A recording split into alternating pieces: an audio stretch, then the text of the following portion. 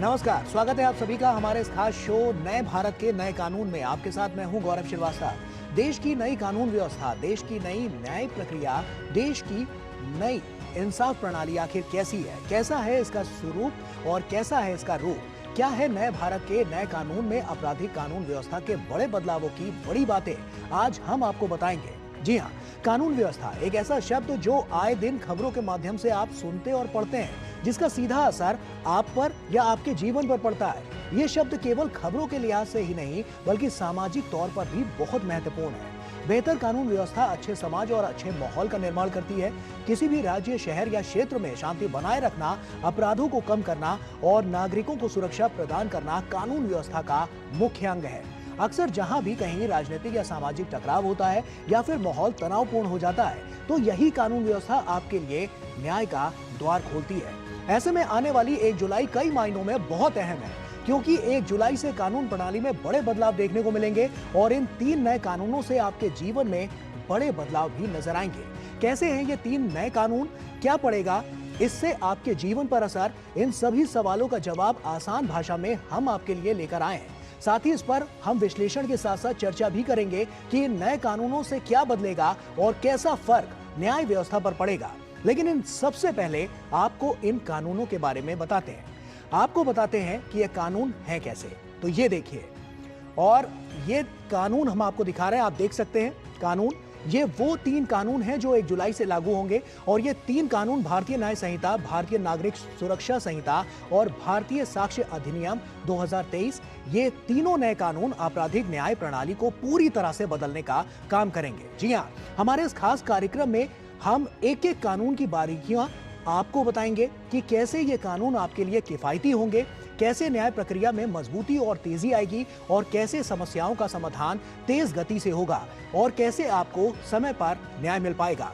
इन सब बिंदुओं पर हम विश्लेषण करेंगे। तो आइए आज के फोकस पर हम नजर डालते हैं, जो कि है पहला कानून, यानी कि भारतीय न्याय संहिता। तो ये कानून हम आपको बता रहे हैं कि ये कानून कितने महत्वपूर्ण हैं और साफ तौर पर इसी पर हम आज चर्चा भी करेंगे। तो चलिए शुरुआत करते हैं अपने इस खास कार्यक्रम नए भारत के नए कानून की।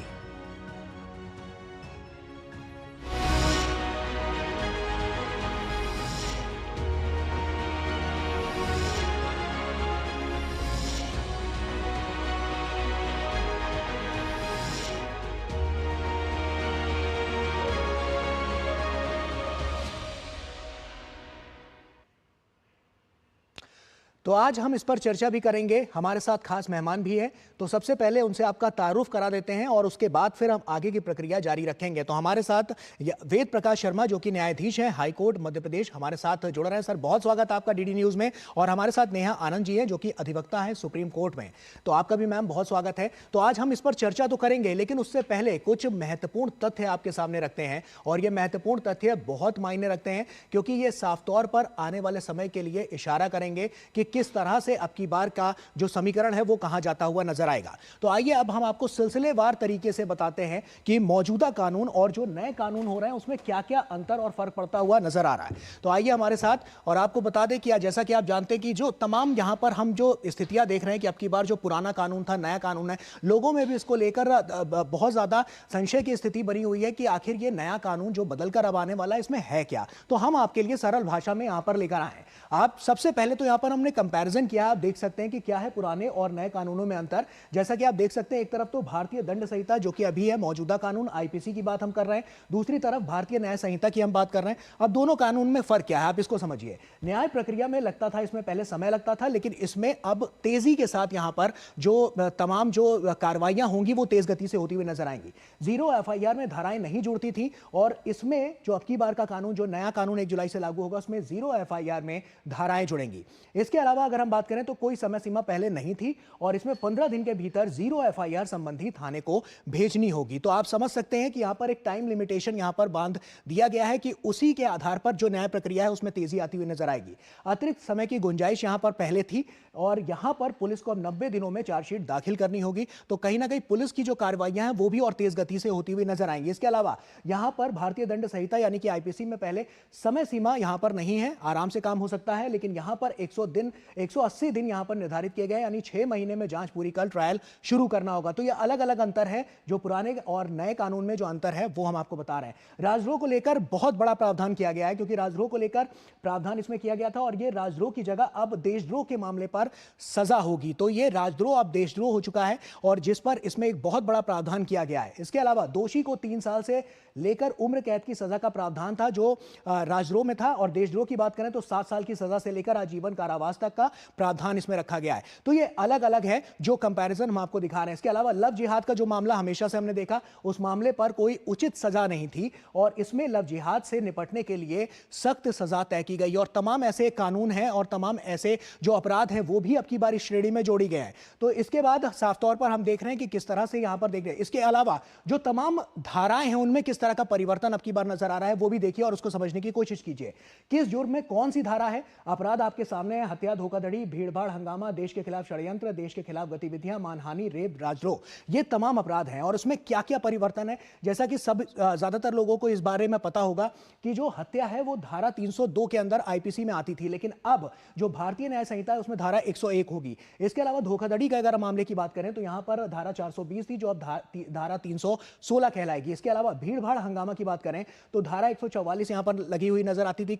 तमाम जगह हमने देखा है, अखबारों में भी पढ़ा होगा कि धारा 144 लगा दी गई। वही धारा है भीड़ भाड़ और हंगामे को लेकर, और यही धारा 187 इसमें कहलाएगी। इसके अलावा देश के खिलाफ जो षड्यंत्र है उसमें धारा 121 और यहां धारा 145। देश के खिलाफ जो गतिविधियां होती हैं उसमें क्या धाराएं लगाई गई हैं, तो धारा 121A के तहत ये आईपीसी का था और अब ये धाराएं 146 कहलाएंगी। इसके अलावा मानहानि की बात करें तो धारा 499 और इसकी बात करें भारतीय न्याय संहिता की धारा 354 नजर आएगी। इसके अलावा रेप की बात करें तो धारा 376 और अगर हम भारतीय न्याय संहिता की बात करें तो यहां पर धारा 63 नजर आएगी। और राजद्रोह जिसकी बात हम कर रहे थे, जिसको अब देशद्रोह में कन्वर्ट कर दिया गया है, तो ये बहुत बड़ा बदलाव है। वहां पर धारा 124A थी और यहां धारा 150 नजर आएगी। तो ये जो है ये जुर्म है, अपराध हैं, उनकी श्रेणियां हमने आपको दिखाई। पहले आईपीसी में कौन कौन सी धाराएं लगती थी और अब भारतीय न्याय संहिता में 1 जुलाई के बाद कौन कौन सी धाराएं यहां पर लगती हुई नजर आएंगी। तो आप देख सकते हैं बहुत सारी ऐसी धाराएं हैं जिनको एड ऑन किया गया है और इसके अलावा बहुत सारी ऐसी धाराएं हैं जिनको नॉर्मल किया गया है और यहां पर इस कैटेगरी में लेकर आया गया है। तो ये तमाम जो बड़ी बातें हैं, ये स्थितियां साफ तौर पर इशारा कर रही हैं और इनको समझने की भी जरूरत है और इनको आसान भाषा में हम आपके लिए इसलिए लेकर आए हैं कि आप खुद समझिए, क्योंकि आए दिन किसी ना किसी को इससे दो चार होना पड़ता है।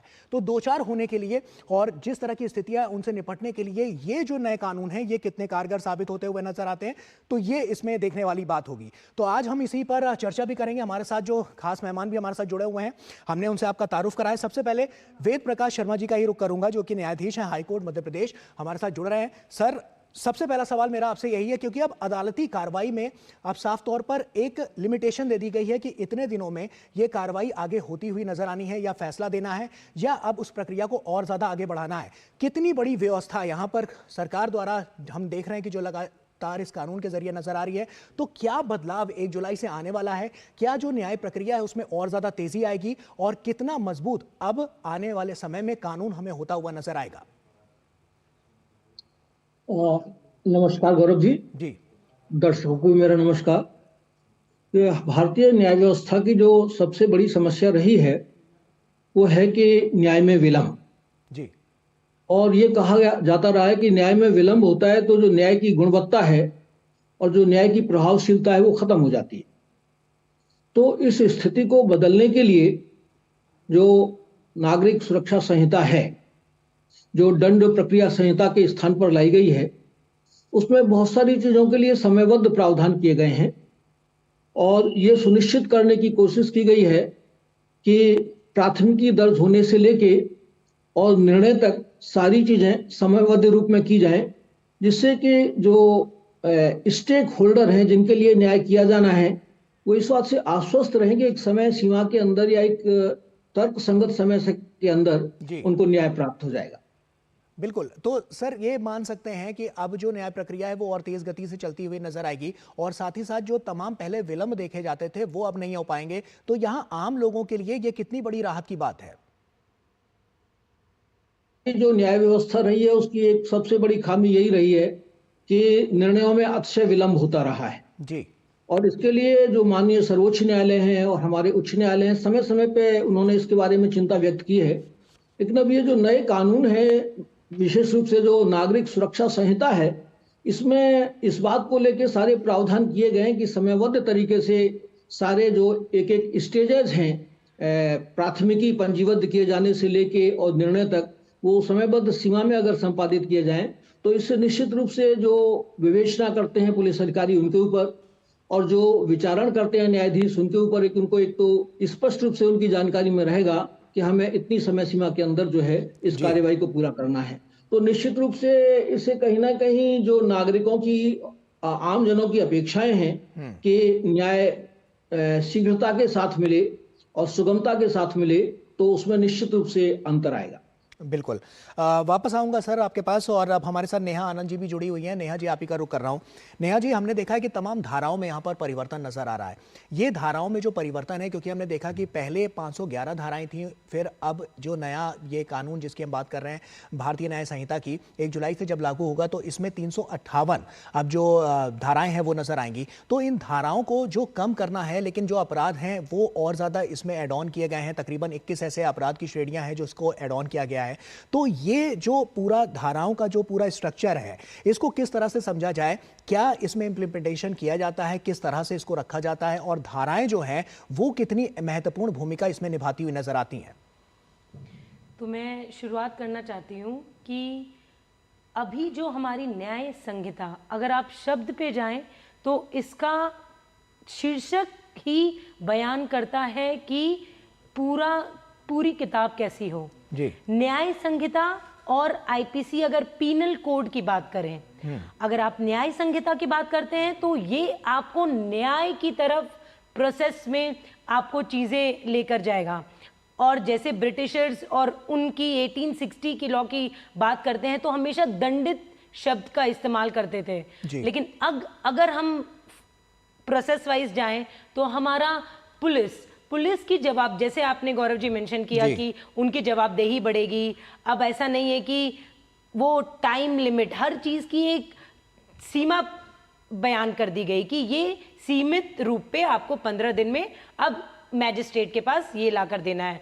सो उनका भी एक टाइम बाउंड है हर चीज के लिए।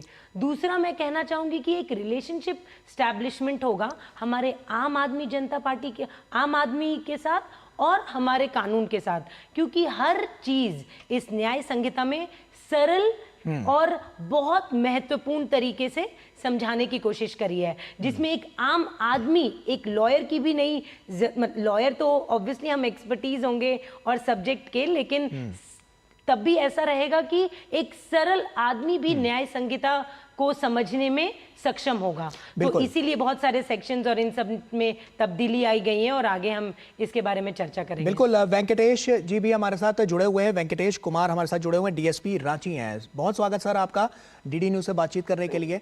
मेरा सवाल आपसे यह है कि जैसा कि हम देख रहे हैं, सबसे पहली प्रक्रिया लोग पुलिस के पास ही जाते हैं। ऐसे में जब पुलिस के पास जाते हैं तो अब की बार जो हम देख रहे हैं EFIR की बात जो सामने आ रही है कि अब देश में कहीं पर भी आप उस FIR को कर सकते हैं। क्या प्रोसेस है सर उसका, और किस तरह से उसको इंप्लीमेंट किया गया है इसमें, और किस तरह से आने वाले समय में इससे जो लोगों को और ज्यादा सहायता सहूलियत मिलती हुई नजर आएगी? कैसे इसको आप देखते हैं? हाँ, आपने सही सवाल पूछा है। पहले 0 FIR का कंसेप्ट हुआ करता था। कहीं पर घटनाएं घटती है, अगर आपके पास पीड़ित आता है उसको 0 FIR के रूप में हम लोग करके उसको संबंधित थाने में भेजते थे, और सामान्य तौर पर अपने ज्योग्राफिकल एरिया का जो मामला होता था उसको हम लोग कवर करते थे, उसका FIR करते थे जी। लेकिन अभी 173 में जो प्रावधान जोड़े गए हैं वो इरेस्पेक्टिव ऑफ ज्योग्राफिकल एरिया की बात उसमें की गई है जी। तभी कोई भी आपके पास अगर थाने में आता है तो उसका FIR लॉन्च करना है, और FIR लॉन्च करके उसको फर्दर आगे कार्रवाई करनी है। अब व्यवहारिक समस्याएं इसमें आएगी। अब 1 जुलाई से जब लागू होगा तो हम लोग उसमें देखेंगे कि और क्या क्या समस्याएं, कैसे कैसे उसका रिड्रेसल हो रहा है। लेकिन तत्काल जो है, क्योंकि हमारा जो नया कानून, जो न्यू लॉज बने हैं वो विक्टिम सेंट्रिक है, विक्टिम को कठिनाई न हो इसका ध्यान रखा गया। हर सेक्शन में इसका ध्यान रखा गया है कि विक्टिम को कम से कम कठिनाई हो। तो विक्टिम सेंट्रिक है, तो इसीलिए उनको कहा गया कि आप थाने जाएं, आपका FIR लॉन्च कर देगा इरेस्पेक्टिव ऑफ ज्योग्राफिकल बाउंड्रीज। तो एक अच्छी शुरुआत है, विक्टिम सेंट्रिक है। निश्चित तौर पर अच्छी सर ये शुरुआत एक है। अच्छी शुरुआत है और आने वाले समय में 1 जुलाई के बाद कहीं ना कहीं हम देख सकते हैं जब नया कानून आ जाएगा तो लोगों को भी इससे सहूलियत मिलती हुई नजर आएगी। आप सभी हमारे साथ बने रहें और वक्त यहाँ पर एक छोटे से ब्रेक का हो गया है। ब्रेक के उस पार बहुत कुछ है आपके लिए खास, तमाम पॉइंटर्स हम आपके लिए लेकर आए हैं। जल्द हाजिर होते हैं, आप बने रहिए डीडी न्यूज के साथ। अरे क्या हो गया, पूरा का पूरा गांव यहाँ आ गया। भैया इसी हाथ से चारा खिलाते हो, तभी तो आपके गाय भैंसों की ब्याज सबसे ज्यादा है। पगले ये चमत्कार इस हाथ का नहीं, हाथ में जो कपिला पशु आहार है उसका है, जो पशुओं की सेहत अच्छी रखता है और ब्याज भी बढ़ाता है। कपिला देश का नंबर 1 पशु आहार। लाल रंग इसका अपार, तीखा कम है फिर भी स्वाद। MDH Kashmiri. MDH doctor ortho oil के रेगुलर मसाज से जॉइंट हेल्थी रहते हैं और अगर प्रॉब्लम बहुत पुरानी है तो डॉक्टर ऑर्थो कैप्सूल्स साथ लेना ना भूलें। अब दर्द भी घुटने टेकेगा। Curiosity can take you to some out of the world places. Took me to the moon today. Curious about this place? Scan this QR code before I take it off with my Seat tires. Seat, crafted for the curious. बात जब पीढ़ियों के लिए बनने वाले घर की हो तो जिम्मेदारी बड़ी हो जाती है। गैलेंट समझता है ये जिम्मेदारी। अब डबल एम रिब्स के साथ गैलेंट एडवांस TMT रीबार, निर्माण का रियल हीरो।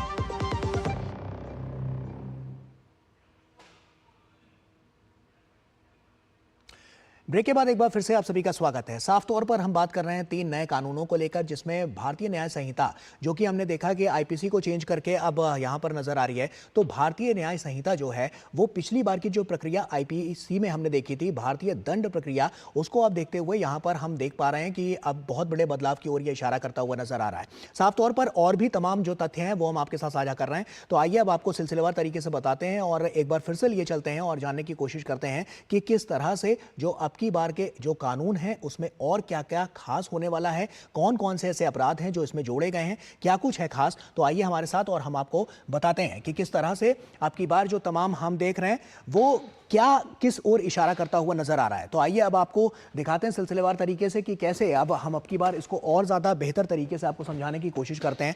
आप हमारे साथ यहाँ पर देख सकते हैं। अब हम आपको बताएंगे कि जो हम ये जो न्याय प्रक्रिया है वो और किन किन मायनों में बहुत खास होने वाली है, क्या कुछ और कुछ बदलने वाला है, तमाम जो बड़ी बातें इसमें से निकल कर आ रही हैं वो क्या क्या रहने वाली हैं, किस तरह से जो धाराएं हैं वो अब की बार बहुत कुछ कहती हुई नजर आ रही हैं। तो ये जो तमाम समीकरण हैं वो अब की बार के नजर आ रहे हैं। तो भारतीय न्याय संहिता की हम बात कर रहे हैं, जिसमें क्या है इस कानून की बड़ी बातें वो हम आपको अब बता रहे हैं। आप देखिए कि देश में कहीं से भी 0 FIR दर्ज की जा सकती है, जो अभी हम बात कर रहे थे और इसी पर चर्चा कर रहे थे और ये हमें बताया भी गया।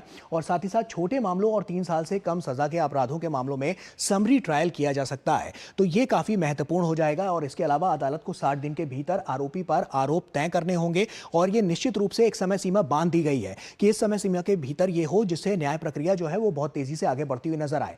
आगे बढ़ते हैं और आपको बताते हैं कि किस तरह से और इसमें क्या कुछ बड़ी बातें हैं। जो सुनवाई पूरी होने के बाद 30 दिन के अंदर ही फैसला भी सुनाना होगा। तो अब आप समझ सकते हैं कि जो जांच प्रक्रिया है और उसके बाद जो सुनवाई की प्रक्रिया है, उसके बाद जो फैसला आएगा उसमें अब देरी नहीं होगी, बहुत तेज गति से आगे बढ़ता हुआ नजर आएगा। फैसला सुनाने और सजा का ऐलान करने में 7 दिन का ही समय मिलेगा और यह बहुत तेजी से आगे बढ़ता हुआ नजर आएगा। मौत की सजा पाए दोषी को 30 दिन के भीतर दया याचिका अपनी दायर करनी होगी और यह इसके लिए एक ऑप्शन की तरह रखा गया है। इसके अलावा IPC में धारा 124A में राजद्रोह को लेकर प्रावधान किया गया है। राजद्रोह जिसकी हम बात कर रहे थे, जिसको राष्ट्रद्रोह किया गया है, तो कहीं ना कहीं बहुत महत्वपूर्ण। इसमें दोषी को 3 साल से लेकर उम्र कैद की सजा का प्रावधान था और इस कानून को निरस्त कर दिया गया है और यह पहले था, यानी कि यह IPC में था और जो नया कानून लागू होगा तो यह निरस्त हो जाएगा। राजद्रोह की जगह अब इस कानून में देशद्रोह को लाया गया है और इसमें जो तमाम बड़ी बातें हैं इसमें यह है कि बहुत सख्त नियम इसमें लगाए गए हैं जो हम आगे आपको बताएंगे। राजद्रोह की जगह इस कानून को अब देशद्रोह की जगह मिली है और अब क्या क्या है यह कानून आप यह भी समझने की कोशिश कीजिए। जैसे कि हम आपको दिखा रहे हैं कि किस अपराध पर कौन सा प्रावधान है। देशद्रोह की अगर हम बात करें तो कानून की धारा 150 में देशद्रोह से जुड़ा यह प्रावधान है और यह जो धारा है वो 150 है, तो इसको बदला गया है। पहले कुछ और था, अब कुछ और है। भारत की संप्रभुता, एकता और अखंडता को खतरे में डालने वाले कृत्य पर अब सख्त सजा होगी, यह देशद्रोह में कहा गया है और इसको 1 जुलाई से आगे भी लागू किया जाएगा। दोषी पाए जाने वाले व्यक्ति को 7 साल की सजा से लेकर आजीवन कारावास तक का प्रावधान है। यह देशद्रोह की हम बात कर रहे हैं और देशद्रोह जो कि पहले राजद्रोह IPC में था और उसको अब बदलकर देशद्रोह किया गया है। आतंकवाद की बात करते हैं। पहली बार हम आतंकवाद को इंट्रोड्यूस कर रहे हैं क्योंकि पहली पहली बार इसमें देखने को मिला। से पहले आतंकवाद पर कुछ नहीं था, तो ऐसे में पहले आतंकवाद की परिभाषा नहीं थी, लेकिन इस कानून में आतंकवाद को लेकर प्रावधान किया गया है, आतंकवाद को श्रेणी में लेकर आया गया है। और क्या कुछ इसमें खास है, भारत या किसी अन्य देश में कोई देश के खिलाफ कृत्य करता है या तो उसे आतंकवादी कृत्य माना जाएगा। तो ये साफ तौर पर इसमें मेंशन कर दिया गया है और इसी के हिसाब से आगे की जो सजा होगी उसका प्रावधान होगा वो आगे वहां पर दिया जाएगा। दोषी पाए जाने पर मौत की सजा या उम्र कैद की सजा हो सकती है। साफ तौर पर यह आने वाले समय में इसको देखना होगा। इसके अलावा मॉब लिंचिंग, जिस पर हमेशा से एक बात थी कि भीड़ का कोई चेहरा नहीं होता है, तो ऐसे में मॉब लिंचिंग पर भी अब की बार यह कानून लेकर आया गया और ये वो कानून जो पहली बार इंट्रोड्यूस हो रहे हैं या किसी में बहुत ज्यादा प्रावधान किए गए हैं, संशोधन किए हैं, उसके बाद ये नजर आ रहे हैं। 5 या उससे ज्यादा लोग जाति, नस्ल या भाषा के आधार पर हत्या करते हैं तो सख्त सजा होगी। और इसके अलावा हम आपको बता रहे हैं कि मॉब लिंचिंग में आजीवन कारावास से लेकर फांसी की सजा तक मिल सकती है। तो मॉब लिंचिंग जो बहुत महत्वपूर्ण। इसके अलावा अगर हम बात करें तो हत्या, जो मामला हम देख रहे थे 302 था, उसको बदलकर 101 किया गया। हत्या के लिए धारा 101 में सजा का प्रावधान है और इसमें 2 सब सेक्शन है, जिसमें धारा 101 में दोषी पाए जाने पर आजीवन कारावास से लेकर सजाए मौत की सजा होगी। ये 2 अलग अलग हैं। और इसके अलावा धारा 107 के तहत हत्या की कोशिश के मामले में कड़ा एक्शन यहां पर होगा। इसके अलावा अगर हम बात करें तो आप देखिए, अब संगठित अपराध की बात करते हैं और उसमें पहली बार संगठित अपराध से निपटने को सामान्य आपराधिक कानून के दायरे में लाया गया है और यह पहली बार यहां पर लेकर आया गया है। सिंडिकेट्स या गिरोह द्वारा आपराधिक गतिविधियों को रोकथाम उनकी करने के लिए कई विशेष प्रावधान यहां पर किए गए हैं जो काफी महत्वपूर्ण हो जाते हैं। संगठित अपराध को लेकर इस श्रेणी में अनिवार्य न्यूनतम सजा 5 साल तक निर्धारित की गई और इसे आजीवन कारावास तक बढ़ाया जा सकता है। तो ये यहां पर हम देख रहे हैं। इसके अलावा अगर हम बात करें तो ये भगौड़े अपराधियों पर सख्ती, जो हम पहले देख रहे थे कि वहां पर नहीं थी, लेकिन अब यहां पर सख्ती देखने को मिलेगी। फरार घोषित अपराधी के बगैर भी अब मुकदमा चल सकेगा, कोर्ट की कार्रवाई नहीं रुकेगी। फरार आरोपी पर आरोप तय होने के 3 महीने बाद ट्रायल शुरू हो जाएगा। और इसके अलावा अगर हम बात करें तो आप देख सकते हैं कि क्या कुछ इसमें बड़ा जो चेंज है वो नजर आ रहा है। 120 अपराधों में भगौड़ा घोषित करने का जो प्रावधान इसमें किया गया है, तो तमाम ऐसे अपराध हैं जिसमें ये यहां पर घोषित किया गया है और ये प्रावधान बहुत कुछ कहते हैं, क्योंकि साफ तौर पर यहां से बहुत कुछ बदलता हुआ नजर आएगा। और आसान भाषा में हमने आपको समझाने की कोशिश की कि कौन कौन से ऐसे अपराध हैं जो अब की बार इस श्रेणी में लेकर आए गए हैं। एक छोटे से ब्रेक के लिए यहां पर रुक रहे हैं, लेकिन चर्चाओं का दौर जारी है। जल्द हाजिर होते हैं, कहीं मत जाइए, बने रहिए डीडी न्यूज के साथ। पाव भाजी को फेवरेट बनाता है MDH पाव भाजी मसाला। MDH पाव भाजी मसाला। MDH बनाए पाव भाजी लाजवाब। बात जब पीढ़ियों के लिए बनने वाले घर की हो तो जिम्मेदारी बड़ी हो जाती है। गैलेंट समझता है ये जिम्मेदारी। अब डबल M रिब्स के साथ गैलेंट एडवांस TMT रीबार, निर्माण का रियल हीरो। सर आप बहुत लकी हैं कि आपके बेटे ने हेल्थ इंश्योरेंस और बाकी सारी फॉर्मेलिटीज टाइम से पूरी कर दी है। मेरा बेटा? तो फिर आप? पॉलिसी बाजार। क्लेम के टाइम पे हमेशा आपकी हेल्प को तैयार। पॉलिसी बाजार, 1 करोड़ का हेल्थ इंश्योरेंस सिर्फ 390 रुपए महीने से शुरू। घुटना, कंधा या कमर, चाहे जैसा हो दर्द, डॉक्टर ऑर्थो आपको देता है दर्द से पूरी आजादी। ये कोई टेम्पररी पेन किलर नहीं, आयुर्वेदिक औषधि है। अब तक टेस्टी राजमा बनाना नहीं आया। बिना MDH राजमा मसाला के टेस्टी राजमा कैसे बनेगा? MDH राजमा मसाला। क्या स्वादिष्ट राजमा बनाए। MDH। तो ब्रेक के बाद एक बार फिर से आप सभी का स्वागत है। तमाम तथ्य हमने आपके सामने रखे, तमाम हमने आंकड़े भी आपके सामने रखे। आप सीधे अपने मेहमानों का रुख करते हैं और उन्हीं से समझते हैं, क्योंकि हम अपने इस शो के एकदम आखिरी पड़ाव में आ गए हैं। तो हम सबसे चाहेंगे कि आप अपनी बात बहुत संक्षेप में रखें। सबसे पहले वेद प्रकाश शर्मा जी, इस पूरे कानून को लेकर आप क्या कहेंगे, आखिरी में आपके कमेंट। देखिए क्या है कि 1860 में एक औपनिवेशिक मनोवृत्ति के साथ में जो भारतीय दंड संहिता तैयार की गई थी जी, वो स्वतंत्र भारत के लिए काफी मतलब हद तक जो है निरर्थक हो चुकी थी। विशेष रूप से क्या है, हमारे सामने नई चुनौतियां पैदा हुई हैं जी, जिनमें सबसे बड़ी चुनौती है आतंकवाद और उसके साथ साथ संगठित अपराध जी। इन 2 अपराधों से मतलब डील करने के लिए हमारे भारतीय दंड विधान में कोई भी प्रावधान नहीं था जी। और हमेशा पुलिस के सामने ये समस्या रहती थी कि आखिर हम क्या करें। तो अब स्पष्ट रूप से संगठित अपराध क्या है उसको परिभाषित किया गया है। बिल्कुल। और संगठित अपराध के लिए क्या न्यूनतम सजा होगी ये निर्धारित किया गया है। बिल्कुल। और ये निर्धारित करना सर बहुत ज्यादा जरूरी भी था, क्योंकि अब हम अपने बिल्कुल आखिरी क्षण में हैं, तो हम चाहते हैं कि अब थोड़ा थोड़ा हम सभी अपने मेहमानों के पास जाएं और संक्षेप में उनसे बात करें। तो अब मैं वेंकटेश कुमार जी आपका रुख कर रहा हूं और आपसे चाहूंगा संक्षेप में आप इस कानून को लेकर आप क्या कहेंगे, क्योंकि एक फाइनल कमेंट आपका, और उसके बाद फिर हम क्लोजिंग की तरफ आगे बढ़ेंगे। एक कानून समय की मांग थी और आपने सारा नया जो नए न्यू सेक्शन ऐड किए गए थे बताया ही है।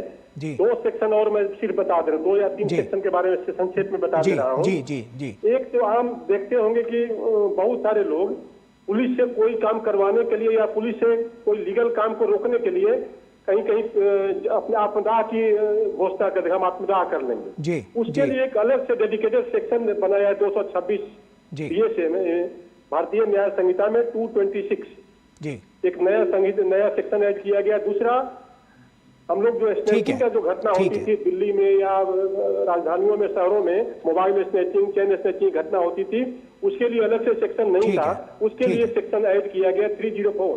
बिल्कुल बिल्कुल, ये साफ तौर पर ये जो बड़े बदलाव हैं ये बहुत इशारा कर रहे हैं कि अब की बार की जो न्याय प्रक्रिया है वो 1 जुलाई के बाद बहुत बड़े परिवर्तन की ओर आती हुई नजर आएगी।